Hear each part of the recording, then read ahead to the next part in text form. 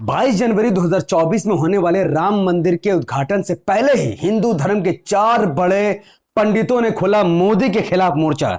एक बार फिर से भारतीय जनता पार्टी ने राम मंदिर और बाबरी मस्जिद को लेकर हिंदुओं को बनाया मूर्ख। उत्तर प्रदेश की सैकड़ों महिलाओं ने किया लखनऊ का चक्का जाम और राम मंदिर का समर्थन करने वाले कांग्रेस और बाकी विपक्षियों ने क्यों किया राम मंदिर उद्घाटन का बहिष्कार। पूरी वीडियो विस्तार से समझेंगे और जानेंगे। उससे पहले अस्सलाम वालेकुम वरहमतुल्लाहि वबरकात। अल्लाह के नाम से शुरू जो बड़ा मेहरबान और निहायत रहम करने वाला है। मैं हूं मोहम्मद हफीज अंसारी और आप देख रहे हैं द पॉलिटिकल।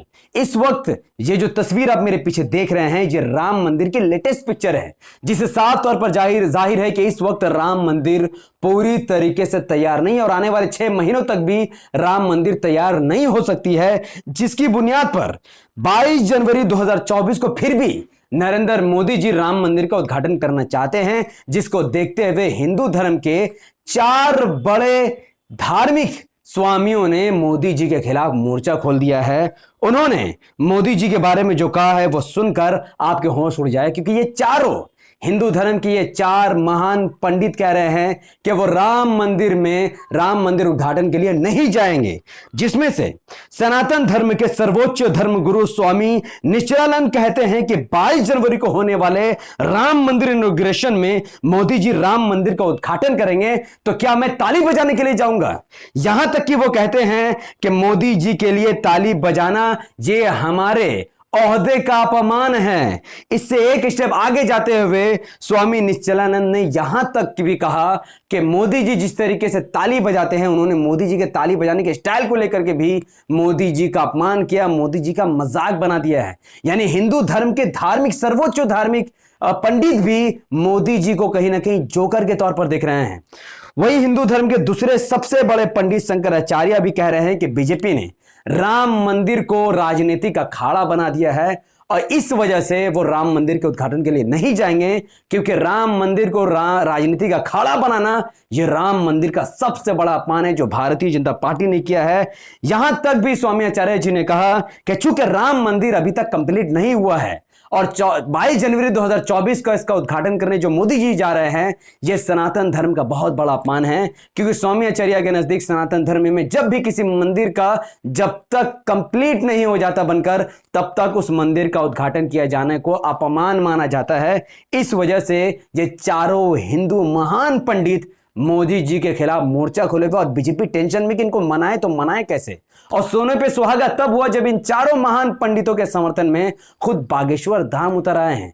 न्यूज 24 के मीडिया चैनल में इंटरव्यू देते हुए जब इनसे पूछा गया कि वो चारों पंडित राम मंदिर का बहिष्कार कर रहे हैं उद्घाटन का, तो बागेश्वर धाम ने भी चारों हिंदू पंडितों का समर्थन किया और मोदी जी के खिलाफ इन्होंने भी साइलेंटली मोर्चा खोल दिया है। वैसे तो भारतीय जनता पार्टी के लोग हमेशा से ही बाबरी मस्जिद को लेकर, राम मंदिर को लेकर हिंदुओं को मूर्ख बनाते हैं और एक बार फिर से भारतीय जनता पार्टी ने बाबरी मस्जिद को लेकर हिंदुओं को मूर्ख बनाने की कोशिश की। भारतीय जनता पार्टी के ऑफिशियल पेज में एक पोस्ट डाला गया जिसमें दावा किया गया कि 1556 ईस्वी में बाबर ने राम मंदिर को ध्वस्त करके तोड़ के बाबरी मस्जिद बनाई थी, जबकि सच बात यह है कि 26 दिसंबर 1530 को ही महान शहंशाह बाबर की मृत्यु हो गई थी। तो 20 साल बाद आखिर किसने बीजेपी के अकॉर्डिंग राम मंदिर को तोड़कर बाबरी मस्जिद बनाई थी? तो यह है बाबरी मस्जिद का वो इतिहास जो बीजेपी कभी नहीं चाहती कि देश के 80 करोड़ हिंदुओं को या फिर 25 करोड़ मुसलमानों को पता चले। यह वो इतिहास है जो मैं आपको बताने वाला हूं। सन 1528 में पहली बार बाबर के कमांडर मीर बाकी ने बाबरी मस्जिद की बुनियाद रखी थी। उस वक्त किसी ने भी राम मंदिर के होने का दावा नहीं किया था, ना ही वहां पर राम मंदिर था। ठीक इसके 350 साल बाद पहली बार बाबरी मस्जिद पर 1885 ईस्वी में महंत रघुबीर दास ने बाबरी मस्जिद के अंदर एक कोने में, बाबरी मस्जिद के बाहर एक कोने में पूजा करने की परमिशन मांगी, लेकिन कोर्ट ने वो परमिशन रिजेक्ट कर दिया, क्योंकि वहां पर कभी कोई राम मंदिर था ही नहीं, तो पूजा किस बात का। ठीक उसके 70 साल बाद 1949 ईस्वी में पहली बार बाबरी मस्जिद के अंदर घुसकर जबरदस्ती रामलला की मूर्ति रख दी गई और पूरे शहर में यह ढिंडोरा पीट दिया गया कि रामलला बाबरी मस्जिद के अंदर प्रकट हो गए थे। यह बात अच्छे से सरकार जानती थी कि ये चीज गलत है, जबरदस्ती हिंदू धर्म के लोगों ने यह काम किया है, तो उन पर एफआईआर दर्ज हुई थी कि यह फेक बात है। लेकिन उस वक्त मूर्ति को बाहर निकालकर बाबरी मस्जिद के बाहर एक कोने में वहां पर एक चबूतरा बना दिया गया था। 1986 में पहली बार कोर्ट ने अलाउ किया था कि मस्जिद के बाहर जो छोटा सा चबूतरा है वहां पर हिंदू पूजा पाठ कर सकते हैं। पहली बार 1986 में हुआ था। उसके ठीक 4 साल बाद अडवाणी ने एक रथ यात्रा निकाली, जिसकी वजह से 1990 में यह यात्रा वहां पर गई और बाबरी मस्जिद को विश्व हिंदू परिषद और उनके लोगों ने काफी चोट पहुंचाई। और उसके 2 साल बाद 1992 6 दिसंबर 1992 ईस्वी को 2000 से ज्यादा भटके हुए लोग, देशद्रोहियों ने, जो कानून संविधान को कुछ नहीं मानते, उन्होंने बाबरी मस्जिद को तोड़ दिया, बाबरी मस्जिद को शहीद कर दिया। और 2010 में इलाहाबाद हाईकोर्ट ने यह फैसला दिया कि बाबरी मस्जिद का कुल केस एक चबूतरा का था, लेकिन पूरी मस्जिद का 2/3 हिस्सा हिंदू पक्ष को दिया गया और 1/3 हिस्सा मुसलमानों को दिया गया। और जब यह मुद्दा सुप्रीम कोर्ट में गया तो 2019 को सुप्रीम कोर्ट ने यह पूरा का पूरा मस्जिद ही हिंदू पक्ष को दे दी और मुसलमानों को 5 एकड़ जमीन दी। और 2020 में नरेंद्र मोदी जी ने वहां पर जाकर भूमि पूजन की। तो इस इतिहास से मुसलमान और हिंदू क्या सीखे? यह सीख मिलती है कि कैसे एक मुसलमानों की मस्जिद में जबरदस्ती मूर्ति को रखा गया चोरी छुपे और फिर उस पर दावा ठोका गया। फिर मुसलमानों की मस्जिद के बाहर एक चबूतरा बनाया गया, फिर चबूतरे के बाद पूरे मस्जिद को कब्जा करने की कोशिश की गई और आज के वक्त में फेक राम मंदिर के नाम पर एक्चुअल में राम मंदिर बनाई जा रही है। ये इस स्टोरी से सबक मिलता है। और इस राम मंदिर बनने के पीछे सबसे बड़ा हाथ वीएचपी या फिर बीजेपी का नहीं है, सबसे बड़ा हाथ कांग्रेस पार्टी का है।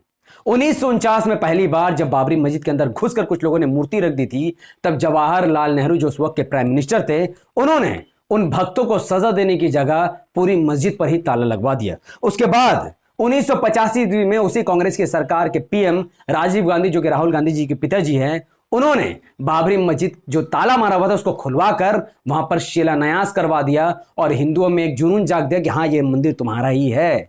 ठीक उसके 7 साल बाद 1992 ईस्वी में कांग्रेस सरकार में PV Narasimha Rao prime minister थे, कांग्रेस की सरकार थी और कांग्रेस सरकार के नेतृत्व में बाबरी मस्जिद को शहीद करवा दिया गया और किसी ने कुछ नहीं किया, किसी पुलिस वाले ने गोली तक नहीं चलाई, क्योंकि कांग्रेस की सरकार थी और कांग्रेस के समर्थन से यह कांड हुआ। और 2020 में मोदी जी भूमि पूजन करके पूरा क्रेडिट अपने हाथ में ले रहे थे और कांग्रेस इस बात को प्राउडली मानती है कि उन्होंने बाबरी मस्जिद को गिरवाया है, उन्होंने बाबरी मस्जिद का ताला खुलवाया है। राजीव गांधी को क्रेडिट देते हैं, कांग्रेस का ऑफिशियल पेज में क्रेडिट दिया जा रहा है कि राजीव गांधी ने बाबरी मस्जिद का ताला खुलवाया और आज राम मंदिर वहां पर बनने जा रहा है। तो उस हिसाब से राहुल गांधी को राम मंदिर का इनॉग्रेशन करना चाहिए, बल्कि मोदी जी को नहीं करना चाहिए। लेकिन आज हम देख रहे हैं कि कांग्रेस और तमाम विपक्षी पार्टियां जो राम मंदिर का समर्थन करती हैं, वो राम मंदिर के इनॉग्रेशन से पीछे हटकर मुसलमानों को मूर्ख बनाने का काम कर रहे हैं। लेकिन जब तक ये चैनल द पॉलिटिकल है, मुसलमानों को मूर्ख बनाना लगभग नामुमकिन है, क्योंकि इन वीडियो को देखकर मुसलमान समझ जाएगा कि कैसे उनको विपक्षी पार्टियां मूर्ख बना रही हैं। और इस चैनल के तहत हिंदुओं को भी पता चलेगा कि कैसे बीजेपी उनके धर्म को बदनाम कर रही है और कैसे फेक राम मंदिर बनाया जा रहा है बाबरी मस्जिद पर। अब राम मंदिर के रिलेटेड एक और खबर हिंदू महिलाओं का चक्का जाम को लेकर है कि 5000 दिन से ज्यादा उत्तर प्रदेश के लखनऊ में सैकड़ों हिंदू लड़कियों ने चक्का जाम करके रखा है और वो कहती है कि राम मंदिर बनाने से किसी का भला नहीं हो सकता है। आखिर ये लोग ऐसा क्यों कह रही है? इसके पीछे का रीजन ये है कि 7 सालों से जब से बीजेपी की सरकार उत्तर प्रदेश में है, कुछ सैकड़ों लड़कियां हैं जो काम करती हैं, इमरजेंसी 110 जो डायल नंबर होता है उसमें काम करती हैं। उनका मानना है कि उनके वेतन को बढ़ाया जाए, लेकिन योगी आदित्यनाथ के कान में जूई तक नहीं रहेगा, वो इनकी बात सुनी नहीं रहा। और तब से लेकर 7 साल से ये लोग योगी जी के खिलाफ उतर चुके हैं और 7 साल से योगी जी इनका वेतन ही नहीं बढ़ा रहे। तो हो सकता है सरकार के पास पैसा ना हो। तो सवाल ये खड़ा होता है कि राम मंदिर में एक गेट सोने का बनाया गया है, तो सोने का गेट बनाने के लिए राम मंदिर के लिए उनके पास पैसा है, लेकिन मेहनत से काम करने वाली महिलाओं के लिए उनके पास पैसा नहीं है वेतन बढ़ाने के लिए। इसलिए ये महिलाएं राम मंदिर का भी विरोध कर रही हैं। साथ ही आपको पता होगा कि योगी आदित्यनाथ ने एक बयान देते हुए कहा है कि जो भी भक्त चाहते हैं अयोध्या आकर रामलला का दर्शन करने, वो आ सकते हैं। उनका खर्चा कौन उठाएगा? कौन उठाएगा भैया? जनप्रतिनिधि उठाएगा। अच्छा, बाप का पैसा है, यानी सरकार भक्तों को अयोध्या घुमाने का खर्चा उठा सकती है, लेकिन मेहनत से काम करने वाले महिलाओं का खर्चा नहीं उठा सकती है। और जाते जाते एक हिंदू महिला का भी कहानी सुनकर जाइए, जिसने 32 साल तक मौन व्रत रखा राम मंदिर को बनवाने के लिए। झारखंड की ये हिंदू महिला जिसने 32 साल तक खामोश रहकर व्रत रखा ताकि राम मंदिर बन जाए। इस महिला के बारे में मैं कहना चाहूंगा, ये वीडियो इतना फैलाओ कि इस महिला तक पहुंच जाए कि माता जी बहुत इज्जत के साथ मैं आपसे कहता हूं कि जो आपने मौन व्रत रखा राम मंदिर के लिए, कभी वहां पर राम मंदिर था ही नहीं। और काश के आप ये मौन व्रत रखती देश का करप्शन खत्म करने के लिए, काश के आप मौन व्रत ये रखती 32 साल तक खामोशी इसलिए रहती ताकि देश में स्कूल कॉलेज हॉस्पिटल खुले, गरीब का काम हो, गरीब का फ्री का इलाज हो, गरीब के बच्चे अच्छे स्कूल में पढ़। पर ये नहीं, अंधभक्ति छुटती कहां है। और ये हमारी माता जी भी अंधभक्ति में डूब गई। इनको भी लगा कि हाँ राम मंदिर था, बीजेपी ने इनका भी ब्रेन वॉश किया और ये भी बेचारी 32 साल अपना वेस्ट करके बैठ गया। अब इनको क्या हासिल होगा।